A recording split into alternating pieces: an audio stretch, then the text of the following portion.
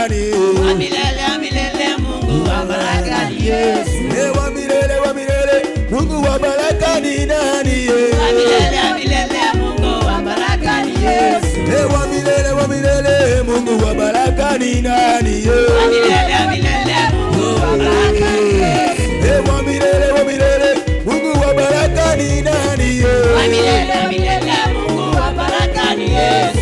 Wa baraka Mungu wa ushindi ni nani? Wa milele Mungu wa baraka ni Yesu. Anazungukia maisha ya, Anazungukia maisha ya, anazungukia maisha ya, Anazungukia maisha ya, anazungukia maisha ya, Anazungukia maisha ya, anazungukia baraka zangu, Anazungukia baraka ya, anazungukia watoto wangu, Anazungukia watoto wangu, anazungukia na pesa yangu, Anazungukia na pesa yangu, anazungukia maisha yangu, Anazungukia maisha yangu, anazungukia maisha yangu, Anazungukia maisha yangu. anabamba, Anabamba, anabamba, anabamba, anabamba, anabamba, anabamba,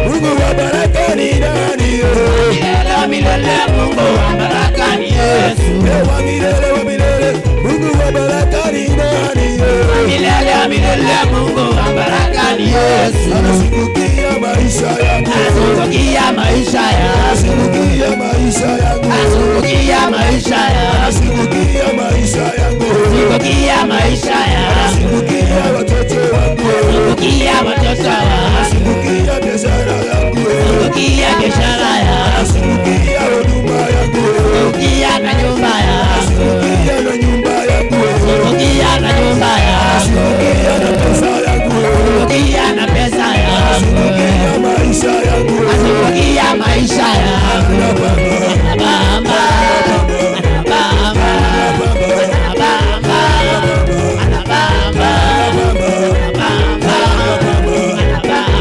Ainua, ainua, ainua, ainua, ainua, ainua.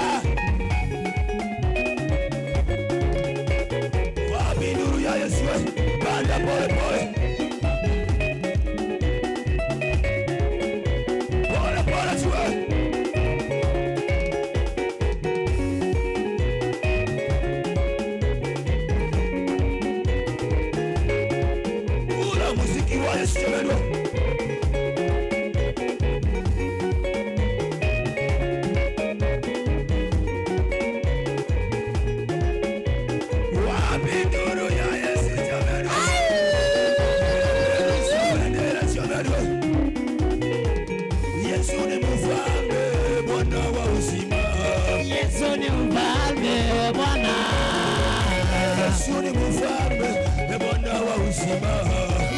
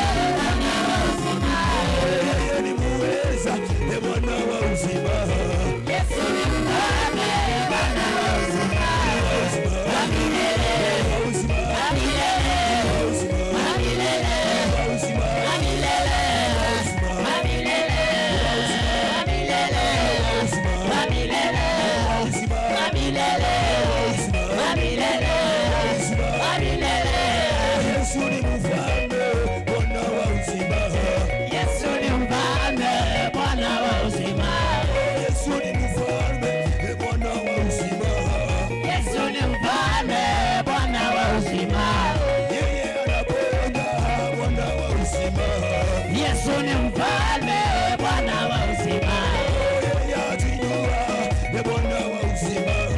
Yesu ni mfalme, Bwana wa uzima. Wa milele, wa milele, wa milele, wa milele, wa milele, wa milele, wa milele, wa milele, wa milele, wa milele, wa milele,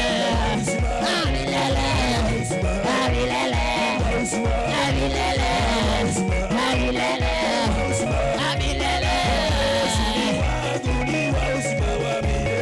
Yesu ni wangu wa uzima wa milele.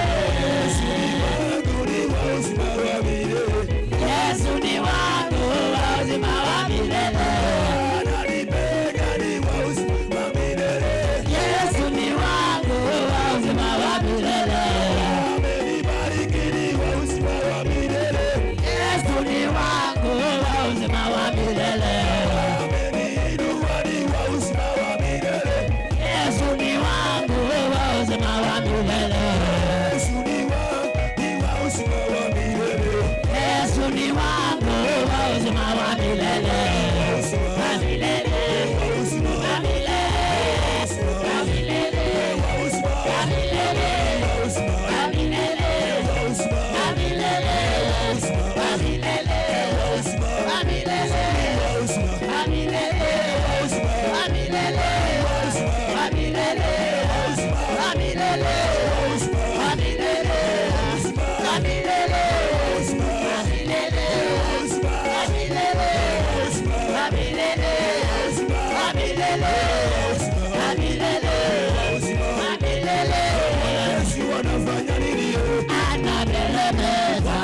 Wanafanya nini? Anameremeta. Wanafanya nini? Anameremeta.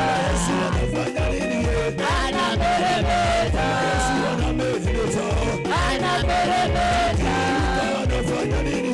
Anameremeta. Wanafanya nini? Anameremeta. Wanameremeta. Anameremeta. Wanafanya nini? Anameremeta. Wanafanya nini? Anameremeta. Wanafanya nini? Anameremeta. Wanafanya nini? Anameremeta. Wanameremeta. Anameremeta. Wanameremeta. Anameremeta. Anameremeta. Wanafanya nini? Anameremeta. Wanafanya nini? Anameremeta. Wanafanya nini? Anameremeta. Wanafanya nini? Anameremeta. Wanafanya nini?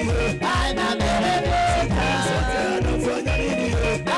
Anameremeta. Wanafanya nini? Anameremeta.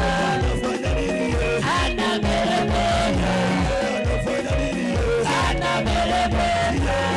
Wanafanya nini? Anameremeta. Wanafanya nini? Anameremeta.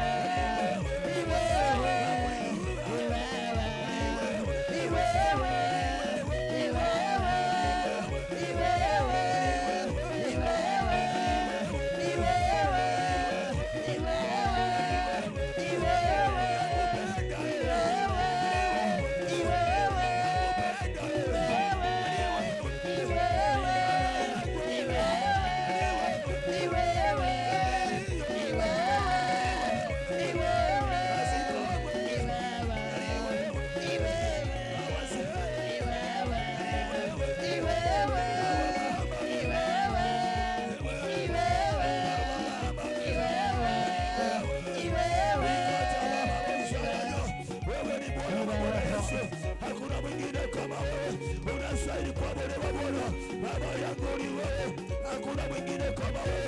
Wewe ni Mungu unaweza. Kwa ibada ya siku ya leo Bwana, tunaomba neema, tunaomba kibali, tunaomba uwezo, tunaomba mamlaka Bwana. Utujalie neema, wacha nguvu zako zikatawale Bwana, wacha neema yako ikatawale Bwana, kwa jina la Yesu.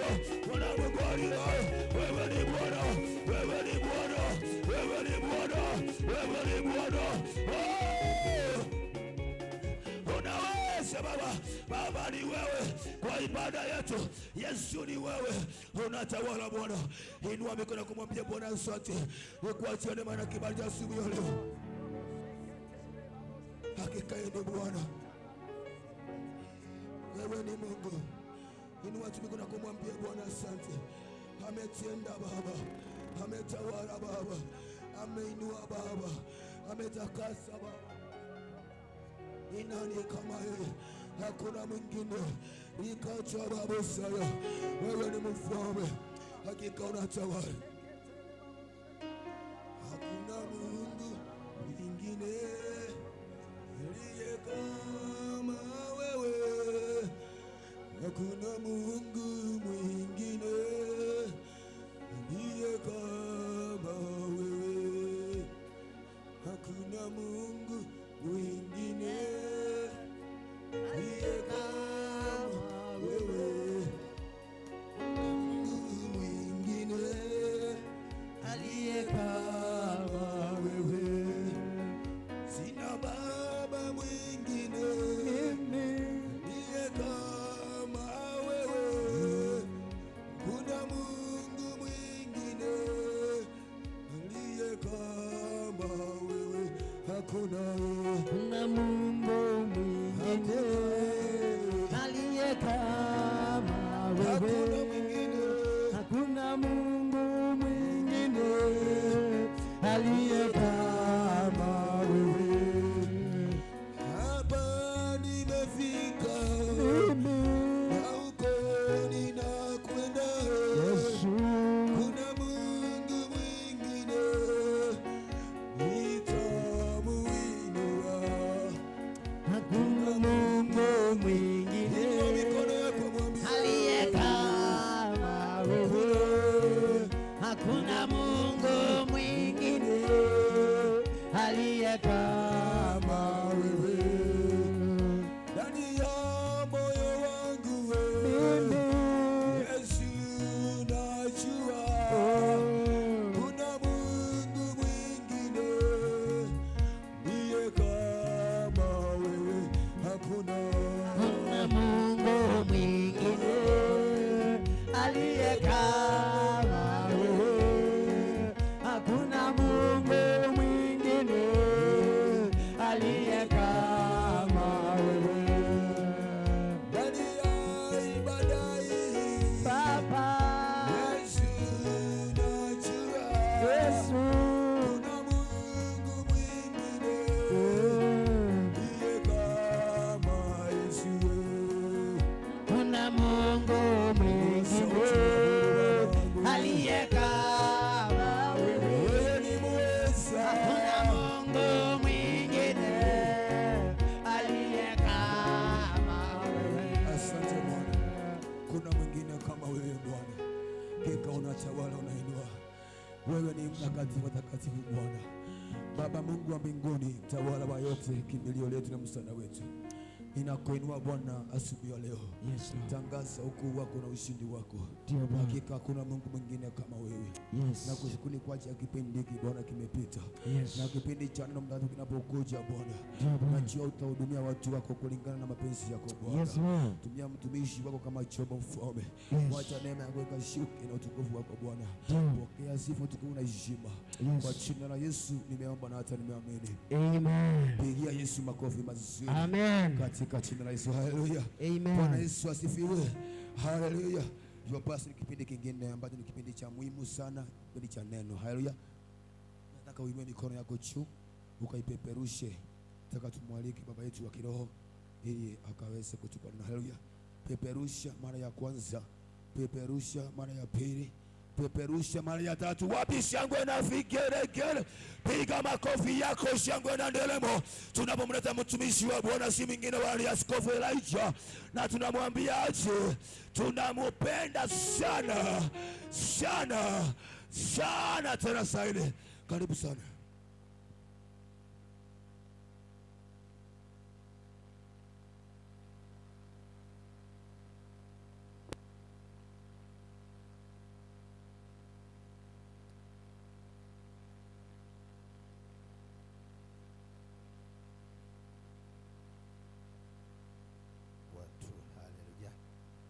Yesu asifiwe.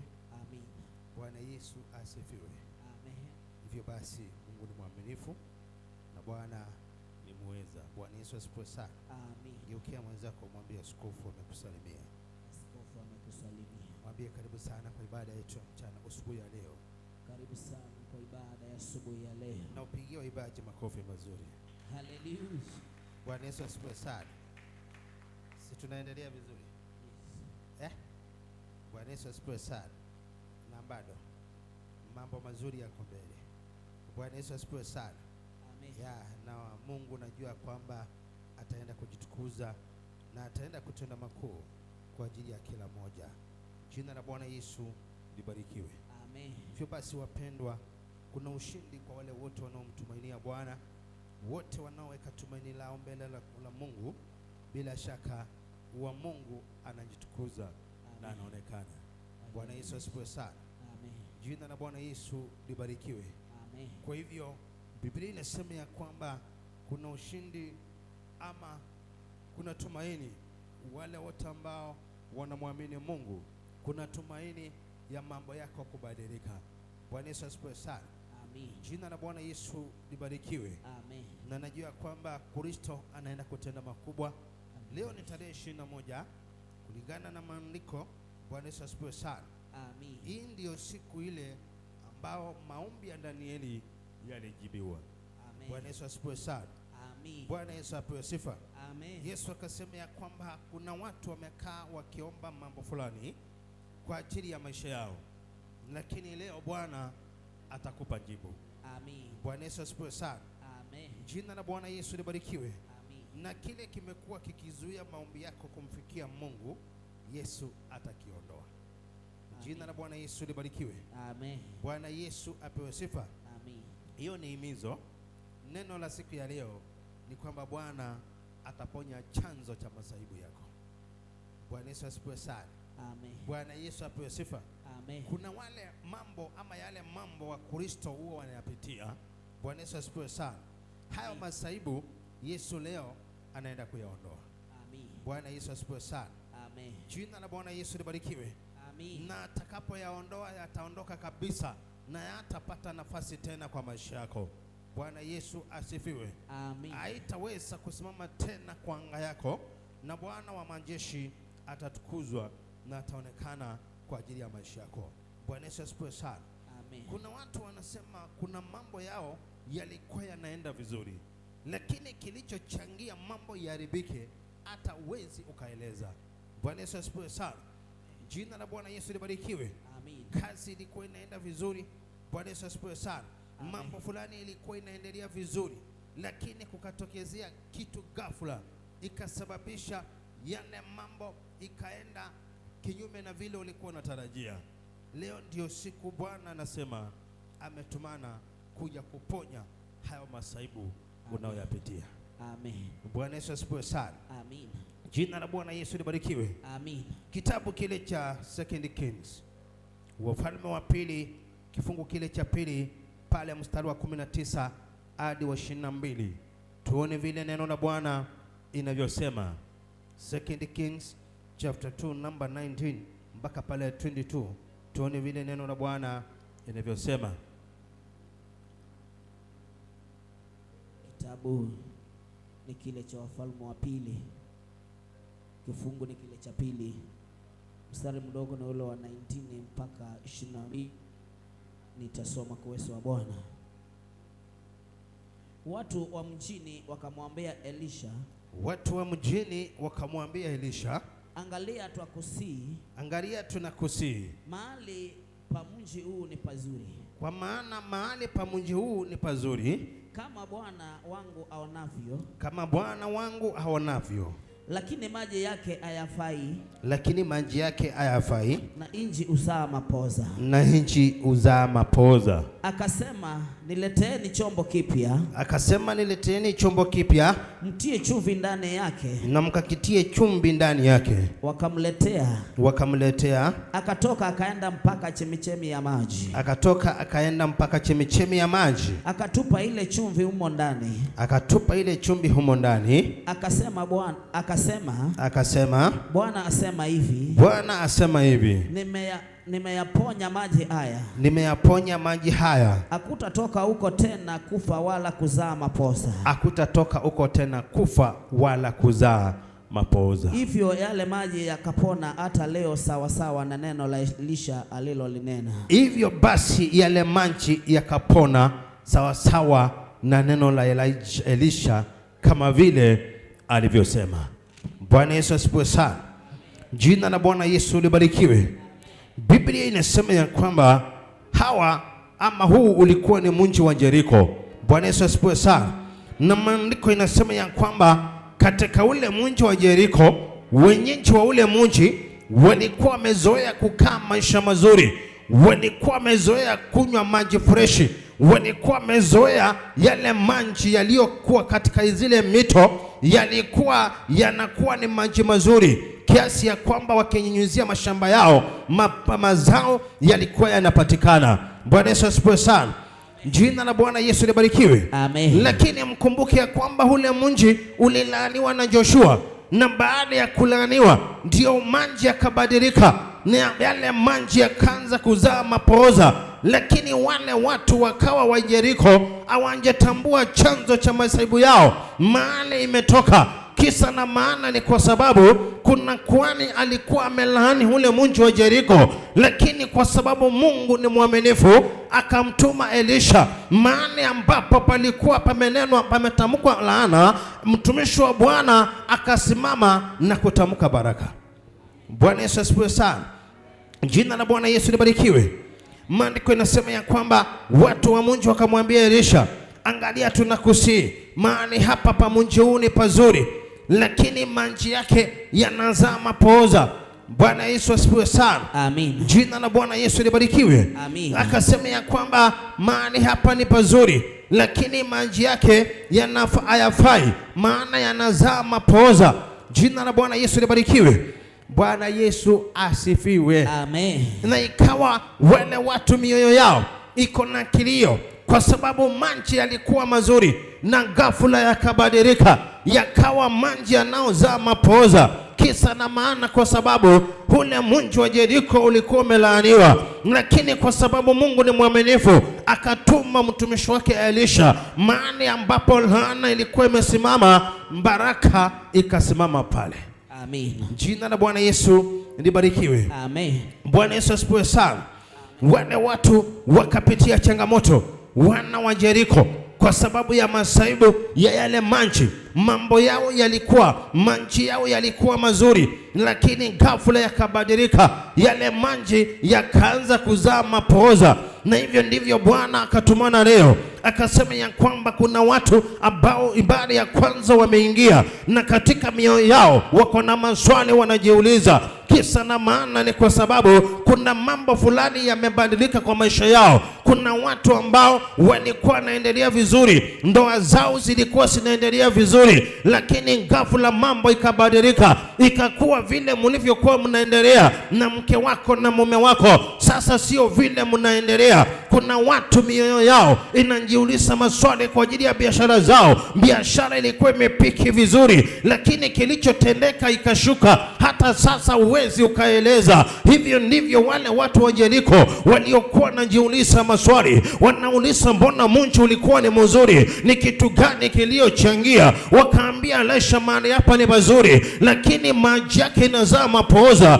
Hivyo ndivyo hata siku ya leo Yesu anasema katika watu ambao wamekuja kwa ibada ya kwanza, wengi wao katika mioyo yao kuna maswali wanajiuliza, ni kwa nini mambo fulani yalikuwa yanaendelea vizuri? Ni kwa nini lakini kazi yangu ilikuwa inaendelea vizuri, lakini kilichochangia ile kazi ikashuka. Hata sasa uwezi ukaeleza. Nyumba yako ilikuwa inaendelea vizuri, lakini vile mambo imeinuka, vile mambo imebadilika, hata sasa uwezi ukaeleza. Mambo yako, watoto wako walikuwa wanaendelea vizuri, lakini sasa vile wamebadilika, hauwezi ukaeleza. Yesu ametumana asubuhi ya leo nikuje nikutangazie ya kwamba hapo vile maneno yaliyonenwa ama yeyote aliyosimama kinyume na akachangia hayo masaibu, akachangia hicho kilio, akachangia hiyo majuto, kama vile mtumishi wa Bwana Elisha aliposhuka pale Jeriko.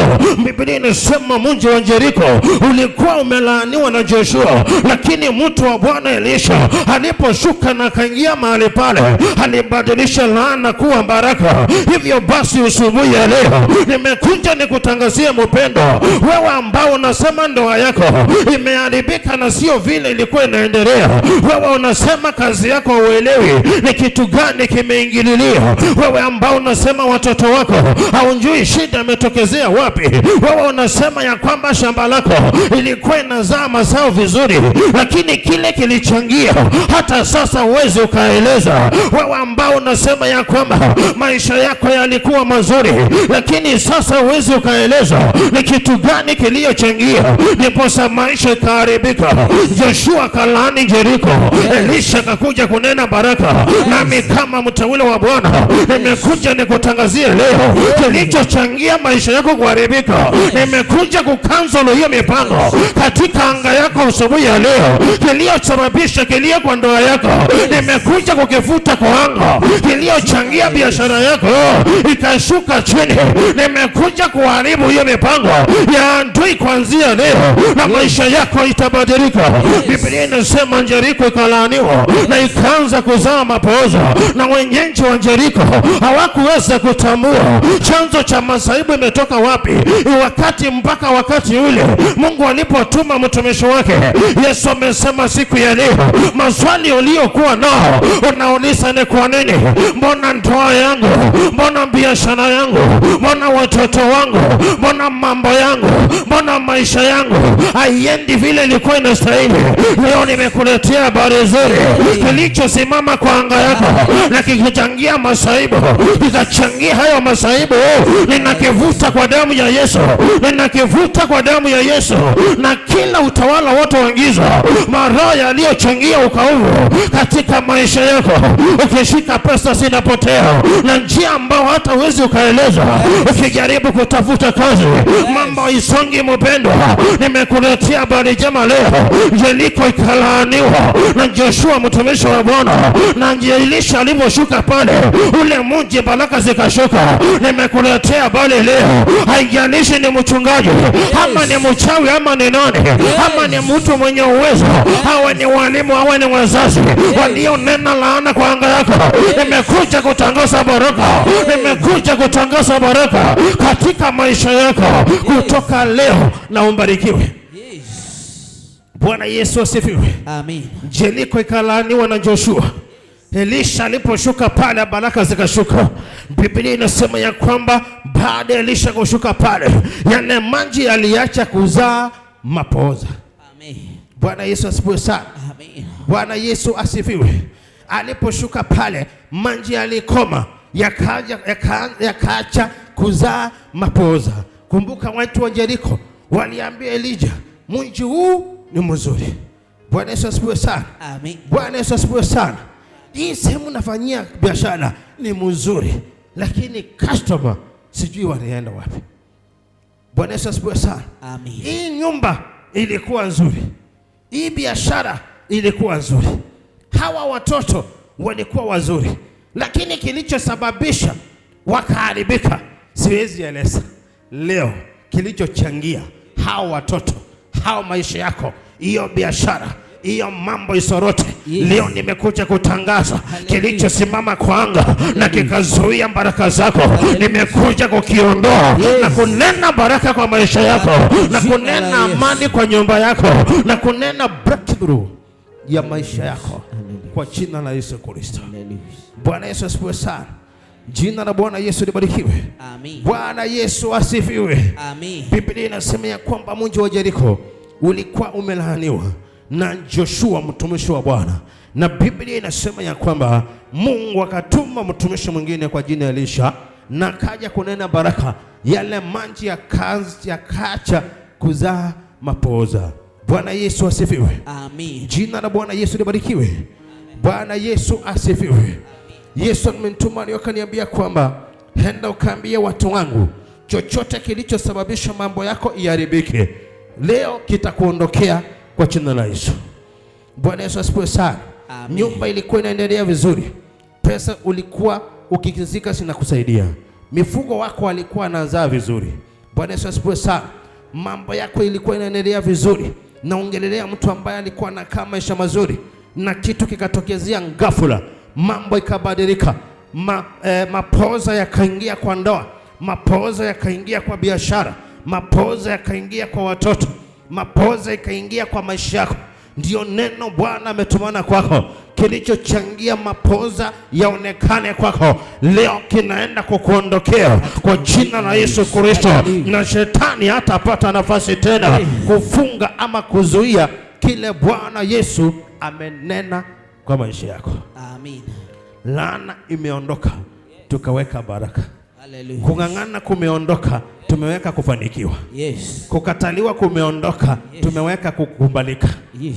Bwana Yesu asifiwe sana. Amen. Kuteseka kumeondoka, tumetabiria mafanikio. Hallelujah. Mandini imeondoka, tumetabiria financial breakthrough. Hallelujah. Bwana Yesu asifiwe sana. Amen. Maisha mabaya yameondoka, tumetabiria maisha mazuri. Hallelujah. Bwana Yesu asifiwe sana. Bwana Yesu asifiwe. Yesu akasema ya kwamba tarehe ya leo anaenda kujitukuza kwa maisha ya watu wake. Nilitangulia kusema tarehe ya leo ni tarehe 21. Maana yake Joshua maombi yake yalijibiwa after 21 days. Jina la Bwana Yesu libarikiwe. Na ndipo Bwana akatumana hii neno, akasema kilichokuwa kimesababisha masaibu kwa maisha yako kinaenda kukuondokea. Bwana Yesu asifiwe sana. Ulikuwa unakaa maisha mazuri, kazi ilikuwa inaendelea vizuri, familia ilikuwa inakaa vizuri, watoto walikuwa wanakaa vizuri. Bwana Yesu asifiwe sana. Biashara ilikuwa inaendelea vizuri, hata shamba ilikuwa inazaa vizuri, lakini mulikuwa na ushirikiano wa kifamilia vizuri, lakini kilichochangia utofauti ukaingia, hawezi ukaelewa.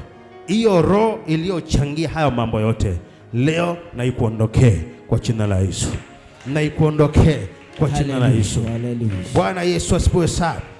Jina la Bwana Yesu libarikiwe. Mji wa Yeriko ukawa umezaa mapooza. Bwana Yesu asifiwe sana. Watu wa mji wakamwambia Elisha, angalia tunakusii, mahali pa mji huu ni pazuri. Bwana Yesu asifiwe sana. Hii maeneo umeweka biashara ni maeneo nzuri. Bwana Yesu asifiwe sana. Lakini kinachochangia customer wakuji ujui. Bwana Yesu asifiwe sana. Amen. Tunguli ambazo wachawi wanganga wafunga mapepo umbandika ama urusha kwa anga ama maeneo ya watu wa Kristo ili wasije wakaendelea. Hizo tunguli na finyango zao leo tumesiondoa kwa jina la Yesu. Leo tumesiondoa kwa jina la Yesu. Tumeondoa kila kizuizi katika anga yako kwa jina la Yesu Kristo. Wakati mtumishi wa Bwana alipotamka neno, unajua kwani anakuanga spiritual controller. Bwana Yesu asifiwe sana. Amen. Bwana amenipa mamlaka ya kucontrol anga yako. Bwana Yesu apewe sifa. Amen. Jina la Bwana Yesu libarikiwe. Amen. Mchawi akiandika kitu pale na mimi navuta na kinaondoka. Bwana Yesu asifiwe sana. Bwana Yesu asifiwe. Bwana Yesu asifiwe sana. Wakisema utaendelea, ninavuta hiyo, ninaandika utaendelea. Bwana Yesu asifiwe sana. Amen. Yesu akaniuliza kuandika na kuvuta ni kitu gani rahisi? Tunavuta walichoandika, tunaandika kile kizuri kinastahili kwa maisha yako. Biblia inasema ya kwamba watu wa mji wakaambia Elisha, mtumishi wa Bwana, mahali hapa ni pazuri, lakini maji yake yanazaa mapooza. Bwana Yesu asifiwe sana. Ni kweli ulikuwa unaendelea vizuri, ni kweli mambo yako yalikuwa yameanza kunawiri. Bwana Yesu asifiwe sana. Jina la Bwana Yesu libarikiwe. Watoto walikuwa wanaendelea vizuri. Bwana Yesu asifiwe. Amen. Bwana Yesu apewe sifa. mambo maisha yako yalikuwa mazuri. Jina la Bwana Yesu libarikiwe. Bwana Yesu asifiwe. Lakini kilichochangia masaibu ikaingia pale, hata wewe uwezi ukaeleza hicho kilichochangia. Hiyo njambo inafanya moyo wako ulie. Ndio Yesu amenituma leo ya kwamba hicho kilichosababisha ambao kiliwekwa kwa siri, Yesu anaenda kukiondoa kwa utukufu wa jina la Yesu. Yesu anaenda kukiondoa. Bwana Yesu asifiwe sana. Amen. Wakati Elijah alipofika pale, alisema ya kwamba awekewe chumvi kwa bakuli, na wakati chumvi kilipowekwa, Biblia inasema ya kwamba alienda mpaka mahali chemichemi ya maji inatoka, na akamwanga ile chumvi pale kwa neno la kiunabii. Jina la Bwana Yesu libarikiwe. Amen. Na ndiposa hata leo naonanga watu wengi wanachukuanga chumvi. Bwana Yesu asifiwe sana. Bwana Yesu apewe sifa. Ya huko nyumbani kwetu kuna mwingine nilisikia anabebanga ile kilo mbili, ni kilo mbili ya chumvi. Akienda kwa barabara kila maana anarusha sindwa. Bwana Yesu asifiwe sana. Amen. Bwana Yesu asifiwe. Amen. Chumvi ni ya kuweka kwa chakula. Bwana Yesu asifiwe sana. Bwana Yesu apewe sifa. Amen. Jina la Bwana Yesu libarikiwe. Ya chumvi inawekangwa kwa chakula. Lakini watu wengi mwingine wanakojanga huduma ananiambia, niliwaambia maji nikaweka chumvi, nikarusha huko mapepo ndio yaache kunisumbua. Hiyo imani itafanya kazi kwa sababu uko na imani. Lakini chumvi ni ya chakula. Hallelujah. Bwana Yesu asifiwe sana. Amen. Maji inatakaswa peke yake. Ezekiel chapter 36 number 25. Biblia inasema nini? Ezekiel chapter 36 kuhusu maji. Bwana Yesu asifiwe sana. Bwana Yesu apewe sifa. Biblia inasema ya kwamba na haya maji mahali atakaponguza patatakasika na patakuwa pasafi na patawekwa huru. Sio kama inasema hivyo. Bwana Yesu asifiwe sana. Hapa hakuna mahali hiyo maji imewekwa chumvi. Bwana Yesu asifiwe sana. Bwana Yesu asifiwe. Amen. Ama imewekwa inasema nini? Ezekiel 36:25. Ezekiel 36:25 inasema hivi.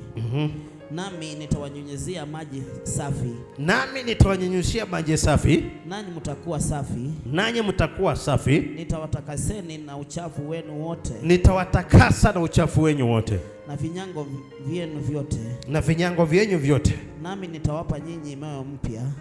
Nami nitawapa nyinyi moyo mpya. Nami nitatia roho mpya ndani yenu. Nami nitatia roho mpya ndani yenu. Nami nitatoa moyo wa njiwe uliomo ndani ya mwili wenu. Nami nitatoa moyo wa chuma ulio ndani yenu. Nami nitawapa moyo wa nyama. Nami nitawapa moyo wa nyama. Hiyo ni baada ya Kisungu inaongea vizuri. Inasema nini?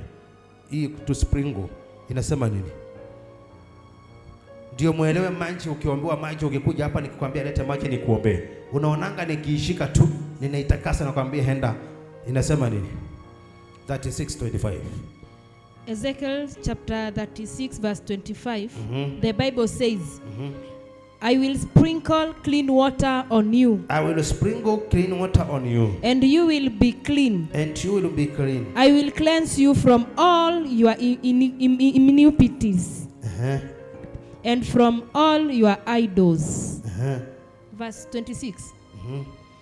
I will give you a new heart and put a new spirit in you. I will remove from you your heart of stone and give you a heart of flesh. Amen.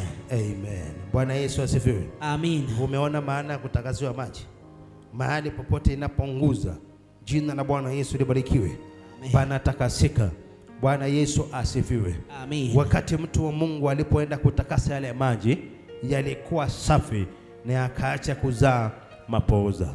Bwana Yesu asifiwe. Amen. Jina la Bwana Yesu libarikiwe. Amen. Hivyo basi Yesu akatumana akasema mapooza leo yanaenda kuondoka. Amen. Bwana Yesu asifiwe sana. Amen. Mapooza ni akili haina. Wewe mwenyewe unajua ni kitu gani kinaokusumbua. Hiyo ndio mapooza Yesu anaongelelea asubuhi ya leo. Na ametumana akasema ya kwamba huu mji atauponya. Maisha yako atayaponya. Mwili wako atauponya. Baraka zako sitaponywa. Bwana Yesu asifiwe sana. Biashara yako Bwana ataiponya. Hiyo shamba yako Bwana ataiponya kwa utukufu wa jina lake. Bwana Yesu asifiwe. Amen. Bwana Yesu apewe sifa. Amen. Biblia inasema ya kwamba huyu munchi ni mzuri, lakini maji yake inazaa mapooza. Bwana Yesu asifiwe sana. Amen. Ni kweli huyu mume ni mzuri, huyu mke ni mzuri, hao watoto ni wazuri, hii biashara ni nzuri, hii shamba ni nzuri. Bwana Yesu asifiwe sana. Lakini kinachosababisha haya masaibu wewe uelewi. Nami nimekuja nitangaze kwa anga yako, kilichochangia masaibu kwa maisha yako leo kikuondokee. Leo kikuondokee kwa jina la Yesu. Kikuondokee kwa jina la Yesu. Bwana Yesu asifiwe sana. Amen. Mtakuwa mnakumbuka hii siku. Kama utaliamini hili neno na uipokee kwa uzito, ya kwamba ukitoka hapa uende ukijua kwamba masaibu yaliyokuwa yanakufuata Bwana ameyaondoa. Amen. Kumbukeni Jeriko ililaaniwa na Joshua na ikaja kubarikiwa na Elisha. Kuna uwezekano, kuna mahali ulipitia, kuna watu walikusimamishia maneno, kuna watu walituma maroho kwa maisha yako. Jina la Bwana Yesu libarikiwe. Amen. Na ikawa wewe hauelewi. Nami nimekuja nisimame kwa nafasi kama kuhani.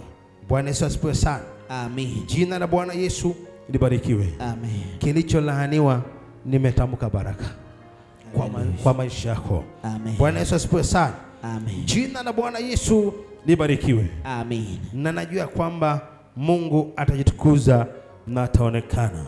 Bwana Yesu asifiwe sana. Amen. Yesu anasema leo amekuja kuponya chanzo cha shida zako. Amekuja kuponya chanzo cha masaibu yako. Hiyo wimbo umekuwa unaimba kila wakati ya kwa nini, mbona hivi, leo maswali kama yale Kristo anaenda kuyaondoa. Bwana Yesu asifiwe sana. Amen. Kama ni nyumba haikuwa na amani, Bwana ataleta amani. Kama ni kazi ilikuwa haina wateja, Bwana atafungua wateja. Bwana Yesu asifiwe sana. Bwana Yesu apewe sifa. Amen. Kama kazi ya mikono yako ilikuwa imefungwa, leo Yesu ameifungua. Hallelujah. Chochote chako kilikuwa kimefungwa, Yes. usubuhi ya leo kinaenda kufunguliwa. Hallelujah. Kwa jina la Yesu Kristo. Amen. Kumbukeni nitangulia kusema ya kwamba leo ni tarehe 21, tarehe ambao Danieli maombi yake yalijibiwa. Leo kuna watu majibu yao wanaondoka nao. Wanaondoka nao kwa utukufu wa jina la Yesu. Bwana Yesu asifiwe sana. Amen. Bwana Yesu asifiwe. Amen. Na ukweli wa mambo ni kwamba masaibu itakuondokea. Hallelujah. Bwana Yesu asifiwe sana. Amen. Unaweza ona mwezi umesalia siku 9 ukamilike, lakini siku 9 kwa Mungu ni mingi sana. Bwana Yesu asifiwe sana. Amen. Hizo siku 9 zimesalia, Bwana anaweza badilisha maisha yako. Bwana Yesu asifiwe sana. Amen. Yaani historia yako ibadilike kabisa, uitwe mtu mwingine. Bwana Yesu asifiwe sana. Amen. Ujue ya kwamba unajua Mungu anafanyanga kazi na njia za kiajabu sana. Hallelujah. Bwana Yesu asifiwe sana. Amen. Bwana Yesu apewe sifa. Amen. Daudi aliamka akiwa mlisha kondoo, kabla njua itue akatangazwa mfalme. Bwana Yesu asifiwe sana. Amen. Bwana Yesu asifiwe. Amen. Yesu akona uwezo wa kusababisha majina yako yabadilike. Uamke ukiwa mawaya kabla ifike John. Jana kuna mama alisema aliamka na 20 bob, lakini John akatangazwa na Safaricom ameshinda 1 million. Akatoka kwa ukaufu akaingia kwa milionea. Bwana Yesu asifiwe sana. Amen. Usicheze umeamka na 20 bob na jioni wewe ndio unatangazwa mshindi 1 million. Umeingia kwa anga ya milionea. Hata kwako inawezekana. Amen. Hata kwako inawezekana. Amen. Wakati Elisha alipoenda pale kwa ile chemichemi ya maji na akamwanga ile chumvi, Mane akasema kuanzia leo hii maji haitazaa tena mapooza. Siku hiyo mapooza yalikoma na maji yakawa fresh kutoka siku ile. Hallelujah. Bwana Yesu asifiwe sana. Na hata wewe kuanzia leo mambo yako yatakuwa fresh kwa utukufu wa jina la Yesu. Hallelujah. Kwa utukufu wa jina la Yesu. Bwana Yesu asifiwe sana. Bwana Yesu asifiwe. Amen. Na aliyekuwa anachangia masaibu yako, Yesu amemuondoa kwa anga yako. Hallelujah. Na kuondolewa ni njia mingi. Bwana Yesu asifiwe sana. Amen. Bwana Yesu apewe sifa. Amen. Masaibu yakiondolewa, njia za kuondoa ni mingi. Bwana Yesu asifiwe sana. Jina la Bwana Yesu libarikiwe. Amen. Na Mungu wa mbinguni atasimama na atatenda makuu kwa uwezo na kwa neema zake. Bwana Yesu asifiwe sana. Yesu akasema anaenda kuponya chanzo cha masaibu yako.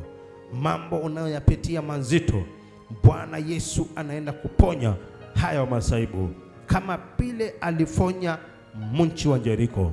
Maji aliyokuwa nazaa mapoza akayaponya kupita kwa Elisha, na kutoka siku hiyo mapoza ikakoma na maji yakawa freshi. Hivyo ndivyo leo Bwana ametumana kwa ibada ya kwanza. Ya pili ametumana kitu tofauti. Bwana Yesu asifiwe sana. Amen. Bwana Yesu asifiwe. Amen. Bwana Yesu asifiwe sana. Amen. Kwa hivyo wewe ulikuwa unaona mwisho, tarajia mambo mapya.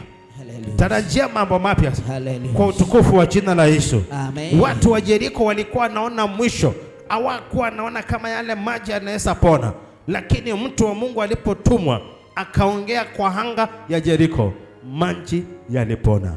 Nami leo nimekuja kuongea kwa anga yako ya kwamba kinachokusumbua leo Yesu akiondoe kwa jina la Yesu Kristo. Leo kiondoke kwa jina la Yesu Kristo, kwa utukufu wa jina la Yesu. Amen. Bwana Yesu asifiwe sana. Amen. Unaona, unaweza ona na ubidi mdogo mdogo hivyo, lakini kuna mambo inafanyika kwa ulimwengu wa kiroho. Hallelujah. Bwana Yesu asifiwe sana. Amen. Unajua neno, Bwana Yesu asifiwe sana. Amen. Bwana Yesu apewe sifa. Amen. Neno la Mungu vile unavyoipokea na kuiamini, hivyo ndivyo inafanya kazi. Bwana Yesu asifiwe sana. Ninaipanda kwako, naituma kwako.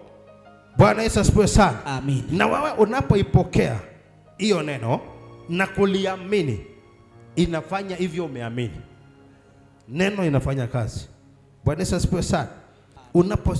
Unaposema juu ya kwamba kuanzia leo Yesu ametumana akasema masaibu imeondoka na mapooza haitazaa tena kwa maisha yangu, haitakuwa tena kwa maisha yangu, na uamini hiyo neno na kuhakikishia, Biblia inasema Mungu huwa nyuma ya neno lake, aifuatilie, aitimize kama vile alivyoituma. Amen.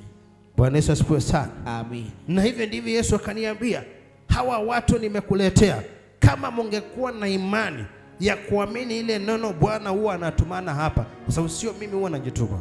Bwana Yesu asifiwe sana. Amen. Hii neno Bwana amenipa saa 9 usiku. Kaniambia hiyo ni ya first service, na akarudi tena akanihudumia ya ibada ya pili. Bwana Yesu asifiwe sana. Bwana Yesu asifiwe. Amen. Kwa hivyo alikuwa anajua wale watakuja ibada ya kwanza wanahitaji mapooza ya pone. Bwana Yesu asifiwe sana. Hallelujah. Bwana Yesu apewe sifa. Amen. Watu wa ibada ya pili wanabebangwa na anga ya ibada ya kwanza. Bwana Yesu asifiwe sana. Amen. Jina la Bwana Yesu libarikiwe. Amen. Wanabebangwa na anga ya ibada ya kwanza. Na ndio sababu napendanga sana ibada ya kwanza.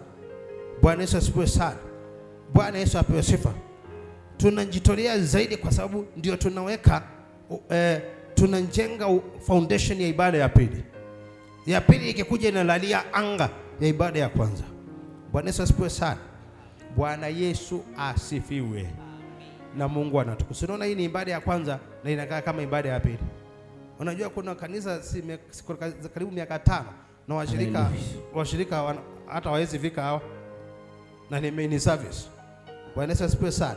Amen. Na hii ni ibada ya kwanza. Bwana Yesu asifiwe sana. Amen. Bwana Yesu asifiwe. Kumaanisha kuna mahali tunafanya nini? Tunaenda. Jina la Bwana Yesu libarikiwe. Mapooza yaliondoka, yaliyokuwa nazuia watu kuingia kwa ibada ya kwanza.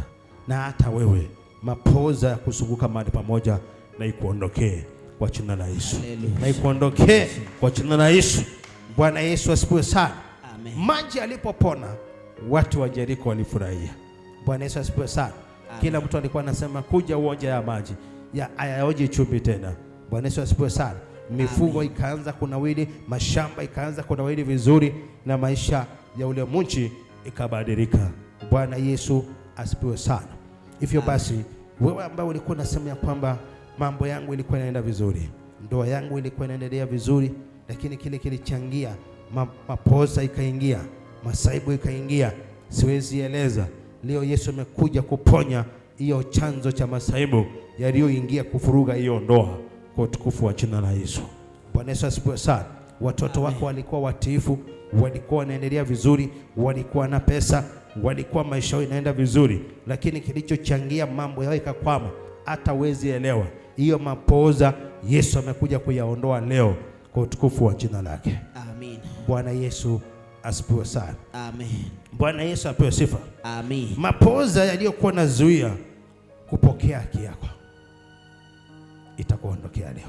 Hallelujah. Iwe ni gari, iwe ni ndoa, Amen. iwe ni mashamba, Amen. iwe ni pesa, Amen. leo inakuondokea. Amen. Kwa utukufu wa jina la Yesu. Bwana Yesu asifiwe sana. Amen. Bwana Yesu asifiwe. Amen. Na Mungu wa mbinguni atajitukuza na ataonekana. Bwana Yesu asifiwe sana. Amen. Ndio sababu Yesu akaniamurisha, akaniambia kila Sunday niwe natakasa madhabahu kila Sunday. Bwana Yesu asifiwe sana. Amen. Kila Sunday usubuhi Yesu aliniamurisha, akaniambia niwe nikitakasa madhabahu. Kuna nguvu atakuwa akiachilia hapa ambazo hakuna mapepo kwa anga itakaozuia kile kitakuwa neno lolote itakao neno kwa haya madhabahu. Hakuna roho itakaozuia kwa utukufu wa Bwana. Na tulianza last Sunday. Bwana Yesu asifiwe sana. Amen. Bwana Yesu apewe sifa. Amen. Na hata leo asubuhi nilitakasa.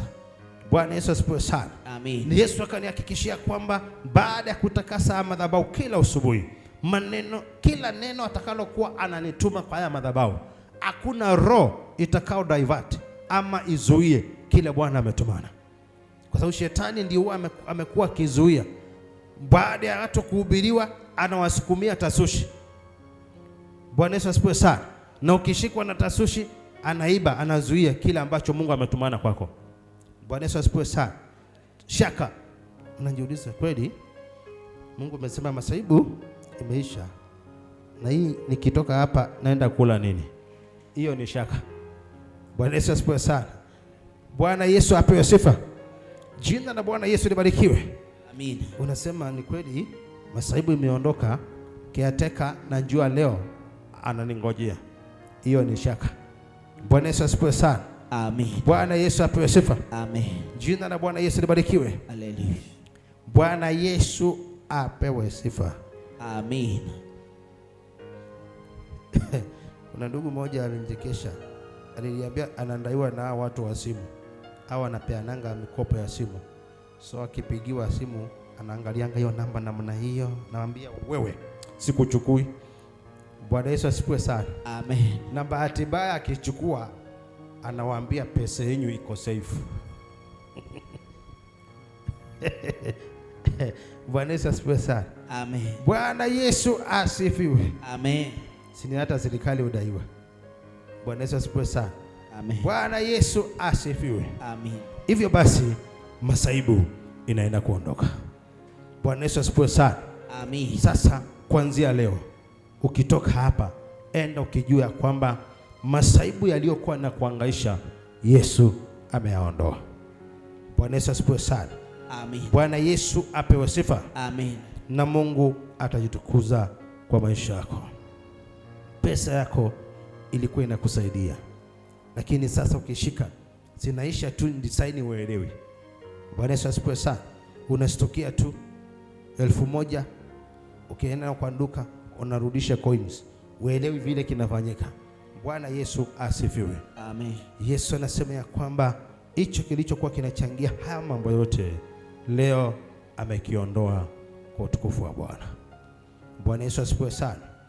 Bwana Yesu asifiwe. Amen. Kuna watu wamezunguka mahali pamoja kwa wakati mrefu. Bwana Yesu apewe sifa. Amen. Hiyo roho ya kuzunguka mahali pamoja leo itakuondokea. Bwana Yesu asifiwe sana.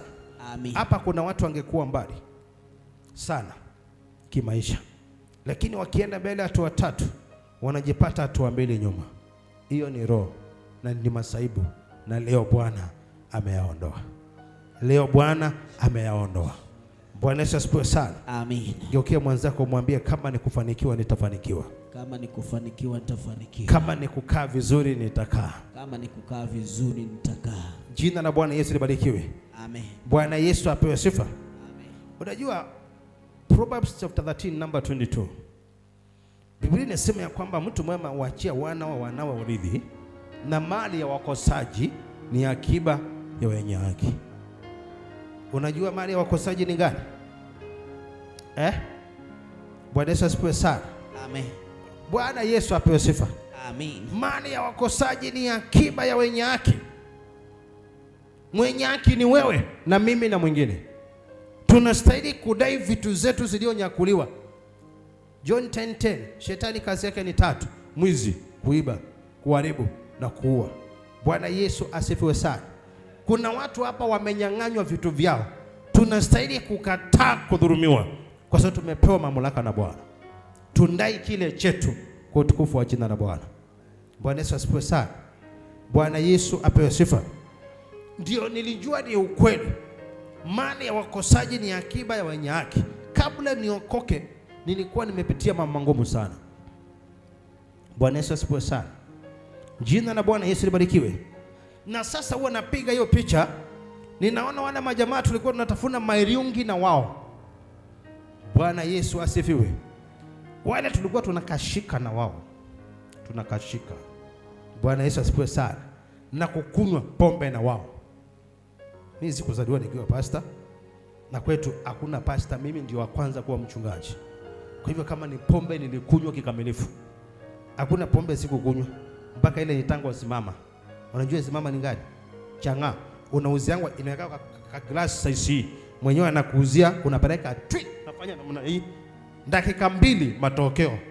Mwenyewe hawezi kubali ukae hapo chini kwa sababu utasumbua. Unakunywa, unatoka. Kitambo ufike kwa gate, matokeo ndio hiyo. Naanza kusema Kenya ni yako. Unaweza toshia Kenya. Bwana Yesu asifiwe. Jina la Bwana Yesu libarikiwe. Kwa hivyo wakati ule nilikuwa natafuna mairiungi na kunywa pombe, ndio uelewe kile na maanisha kwamba mali ya wakosaji ni akiba ya wenye haki. Wakati nilipookoka, Yesu aliniambia kwamba mali yangu iliyokuwa imefichwa mahali pasili na shetani, hazina za gizani, nitaitoa huko na nitakupea. Bwana Yesu asifiwe sana. Na ni kweli hizo vitu zuri nilikuwa natamani ama nilikuwa nahitaji niwe nazo, nilipata baada ya kuokoka. Sasa zile vitu niko nazo, huwa napiga hiyo mahesabu.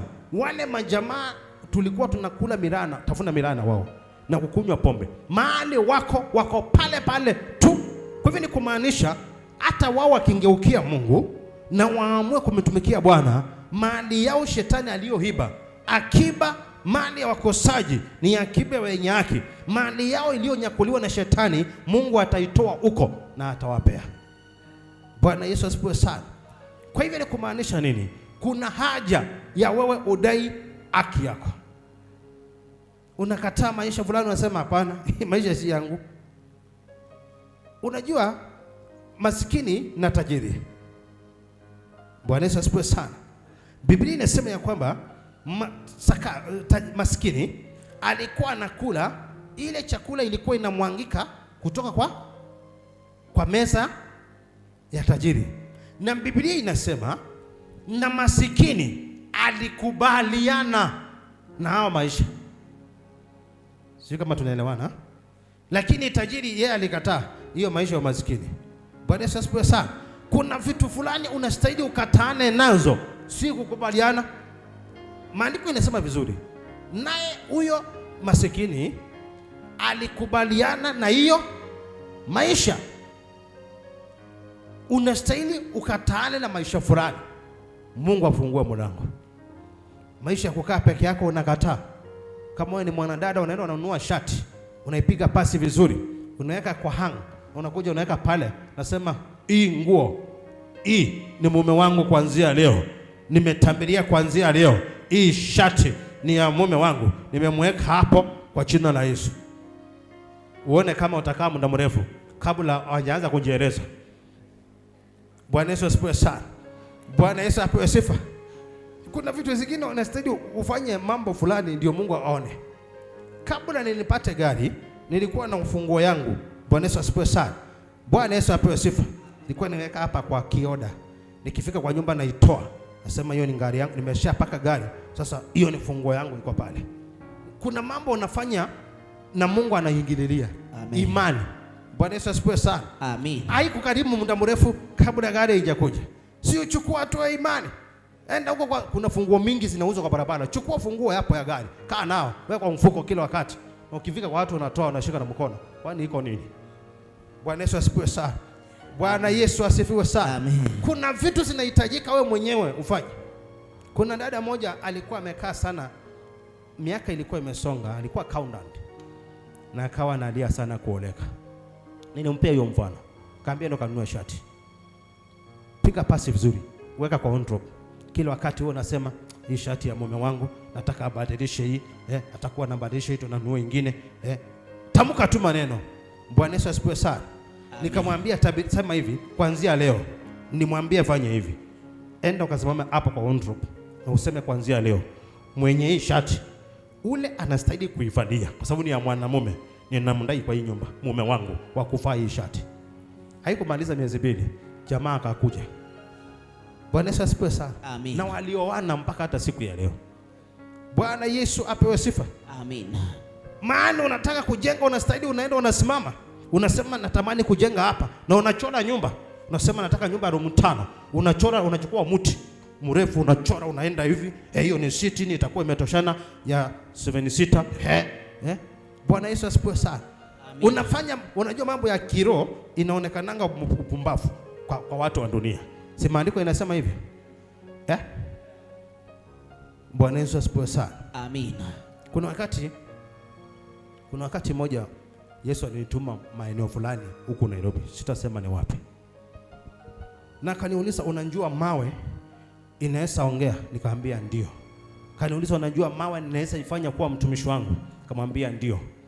Akaniambia okota mawe fulani. Akaniambia nataka sasa utamukie unenee hiyo mawe.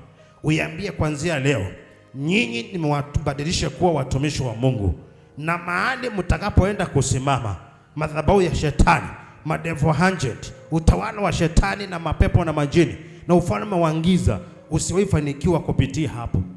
Na nikaenda nikarusha hizo mawe hizo maeneo na nikaenda zangu. Kulikuwa ngali zinaanguka kila wakati. Kutoka siku hiyo iliisha. Inawezekana. Bwana Yesu asifiwe sana. Inawezekana. Ni wewe uinue imani, uone vile Mungu anajitukuza. Bwana Yesu asifiwe sana. Bwana Yesu apewe sifa.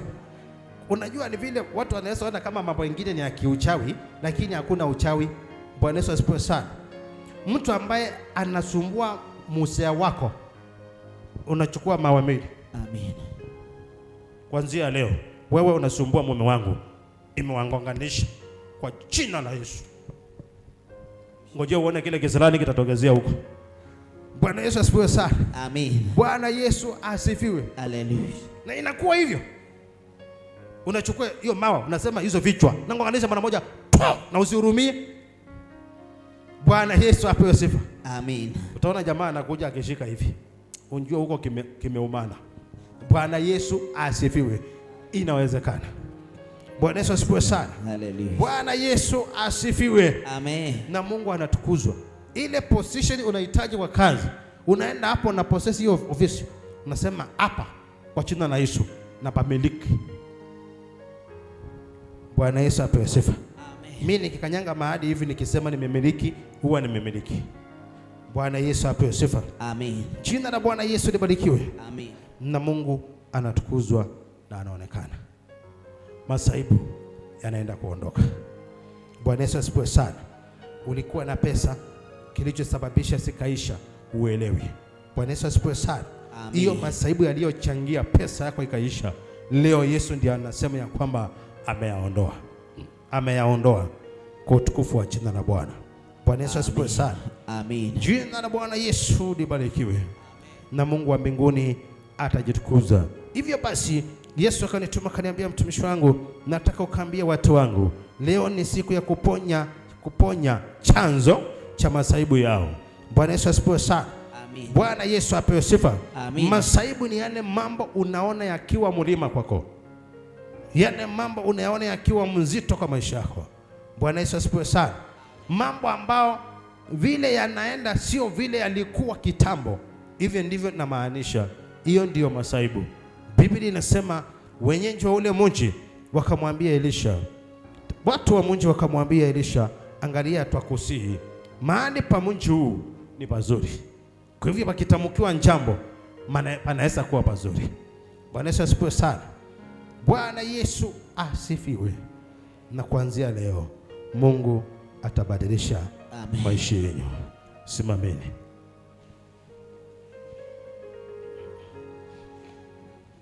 Baba, naomba kubarikiwa nawe, sitoki hapa usiponibariki. Baba, naomba kubarikiwa nawe, sitoki hapa usiponibariki.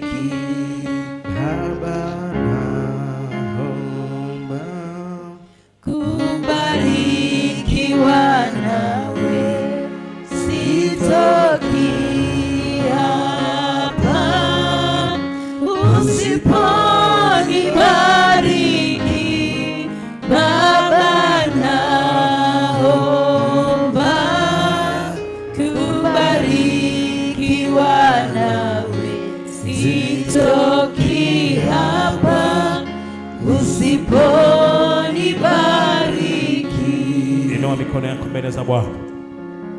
Ambia Bwana, umesikia. Ambia Bwana, habari ametumana na habari umeipokea. Katana na kila mapoza ambao imeinuka kinyume na maisha yako. Haijalishi ni mapoza ya aina gani. Tumeona ya kwamba mji wa Jeriko, Biblia inasema ya kwamba wenyeji wa mji wakamwambia Elisha, mahali hapa ni pazuri, lakini maji yake yanazaa mapoza. Sasa Yesu anasema, inua sauti yako, ambia Bwana, ile jambo natamani akaweze kuiondoa. Unajua wale watu walikili, na baada ya kukili mtumishi wa Bwana akaingililia. Ni vizuri kukili kwa kinywa chako. Wao walitangulia kukili yale mambo inawasumbua. Hata wewe Yesu anasema leo, kili hao mambo yanakuhangaisha, kili hao mambo yanaokusumbua. Tamka hiyo mambo yanayokuhangaisha. Wenyeji wa Jeriko walikili, wakaambia Bwana, tunajua mahali hapa ni pazuri, lakini maji yake inazaa mapoza. Yesu anasema ukakili, kili hiyo jambo natamani. Tamka hiyo jambo kwa jina la Yesu. Ambia Bwana, umekataa mapoza ya kukaa peke yako, mapoza ya ndoa yako kuharibika, mapoza ya kuingiliwa biashara yako, mapoza ya kutokuwa na kazi,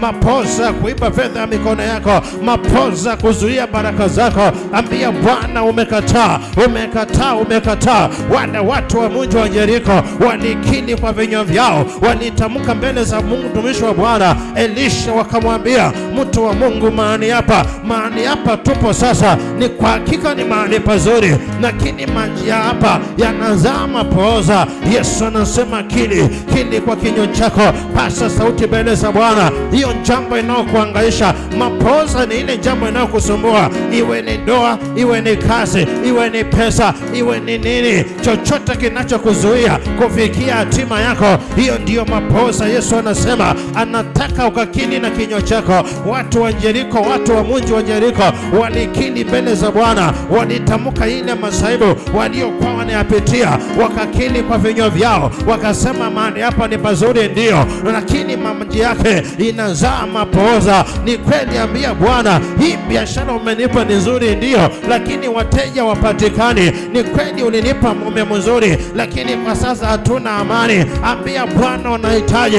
msaada, katume kwako, kama vile Elisha mtumishi wa Bwana alitumika kutuma msaada, akatamka jambo, mji ambao ulikuwa umelaaniwa wa Yeriko, Elisha mtumishi wa Bwana akatamka baraka na mji ukabarikiwa. Nami nimekuja kutangaza leo, chochote ambacho kilikuwa kimefunga na kimezuia baraka zenu, nimetangaza kwa jina kuu la Yesu Kristo kikaweze kukuondokea. Kila masaibu yote kwa anga yako ikaweze kukuondokea, iwe ni masaibu ya ndoa ikaweze kukuondokea, iwe ni masaibu ya kazi ikaweze kukuondokea, iwe ni masaibu ya pesa ikaweze kukuondokea. Chochote ambacho kinakutatiza, masaibu ya watoto, chochote ambacho kinakusumbua, hiyo ndio masaibu Yesu anasema anaenda kuondoa. Hiyo aibu shetani aliyokupanda Yesu anaenda kuiondoa. Yesu anasema msubuhi ya leo kuna mambo yanaenda kufanyika. Wewe pokea tu na uamini ya kwamba hii neno Bwana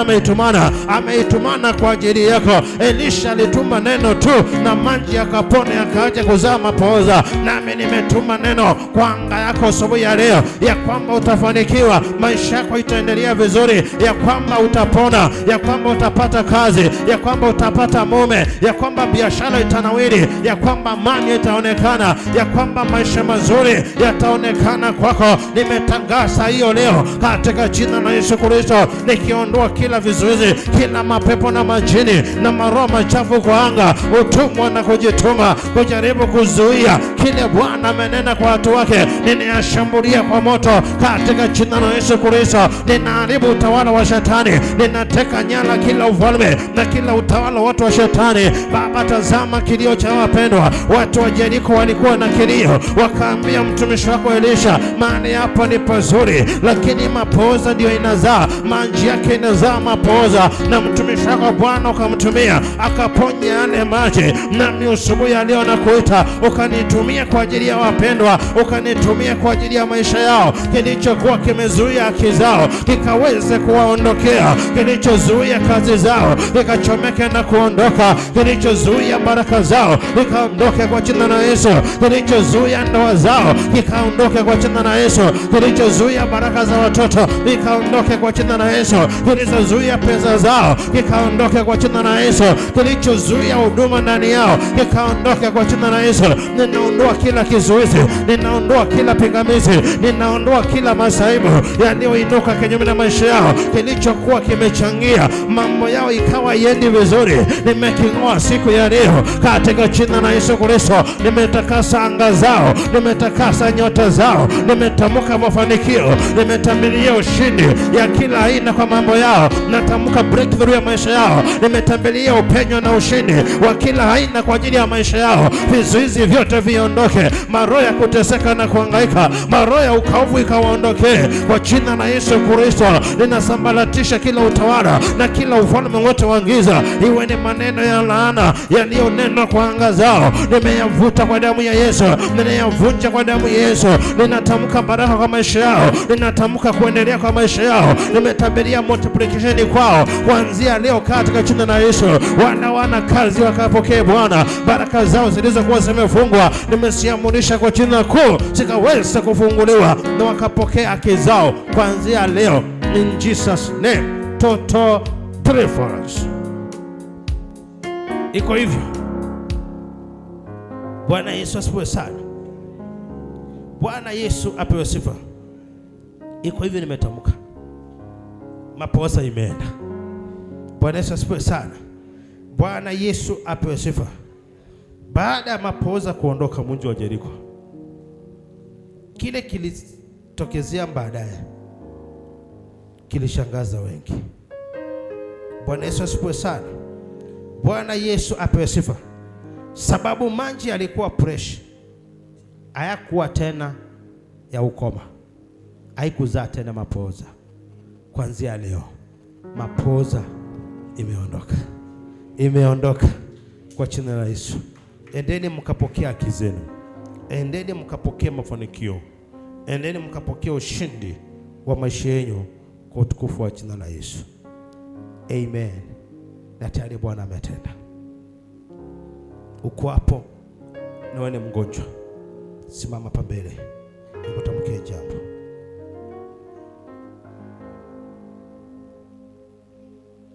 Unasikia wewe mwili wako hauendi vizuri, kuna mambo inakutatiza, simama hapa mbele nikutamkie uponyaji kwa jina la Yesu.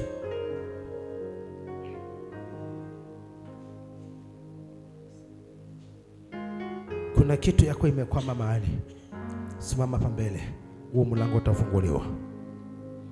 Kuna kitu yako imekwama mahali, simama hapa mbele, uone mkono wa Bwana. Yesu ni mwenye nguvu na mamlaka. Haijalishi ni nini imekwama.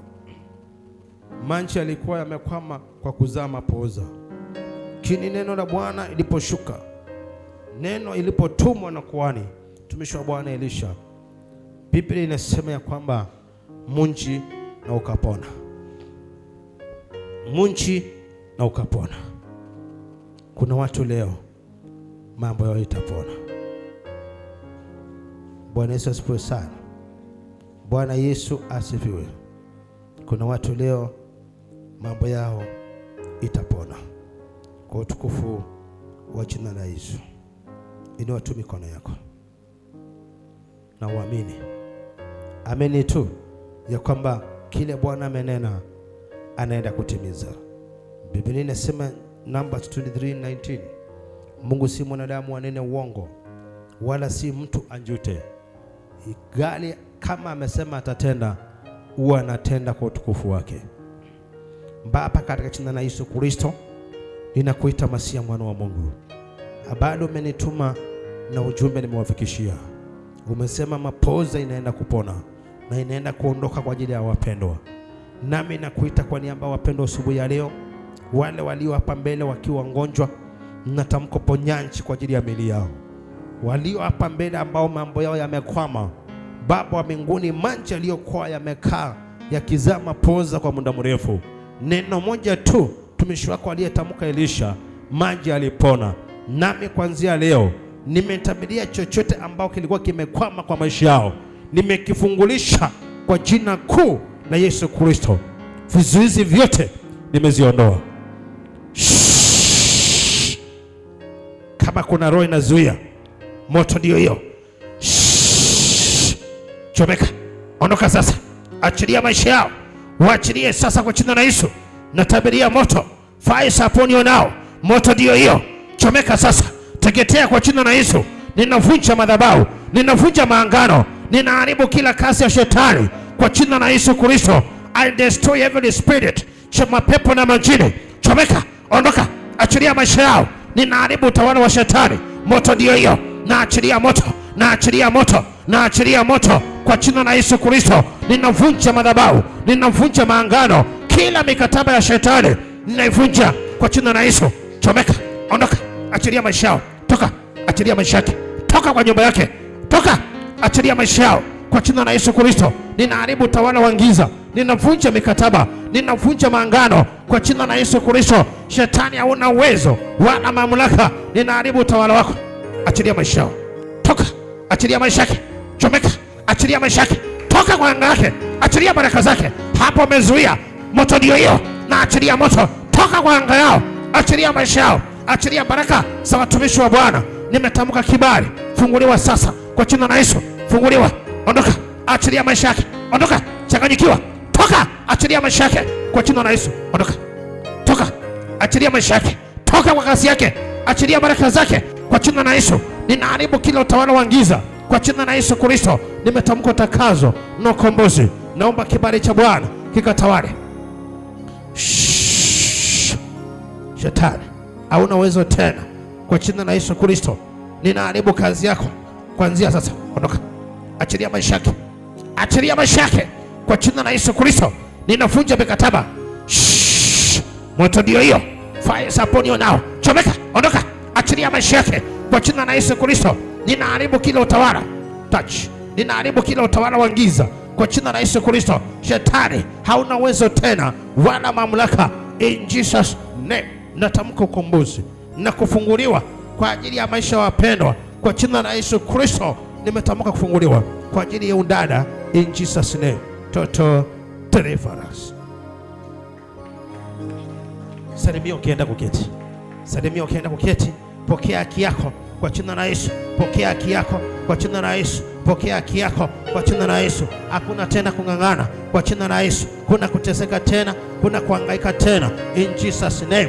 Pokea moyo, mahitaji ya moyo wako kwa jina la Yesu Kristo. Pokeeni baraka zenu, pokeeni haki zenu, pokeeni mafanikio yenu kuanzia leo. In Jesus name. Shetani hana nguvu wala mamlaka tena kuzuia kile Bwana amepanga kwa maisha yenu. Bwana Yesu asifiwe. Bwana Yesu asifiwe sana. Kuna Mungu juu mbinguni. Bwana Yesu asifiwe sana. Tayari Mungu ametenda. Yesu anasema yote imeisha. Bwana Yesu asifiwe sana. Yesu anasema yote imefanya nini? Yote imeisha. Ngojea kuona mambo mapya yakitendeka kwa maisha yako. Andaa sadaka yako, tuipeane mbele za Bwana. Andaa dhabihu yako, tuipeane mbele za Bwana, na Mungu atatenda makubwa. Andaa sadaka yako.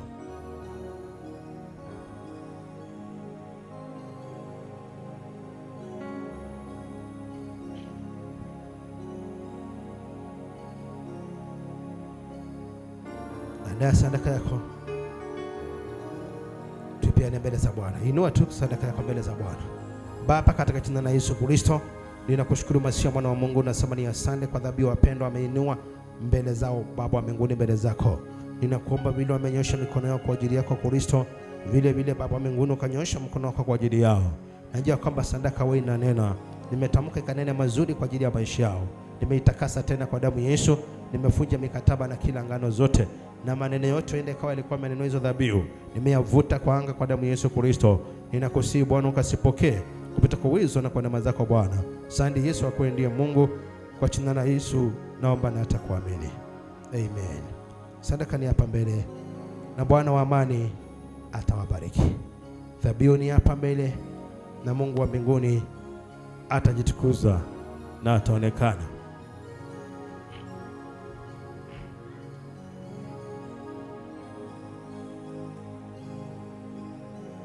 Mataifa yote yatakusanyika mbele zake Bwana Mwokozi. Oh, haleluya.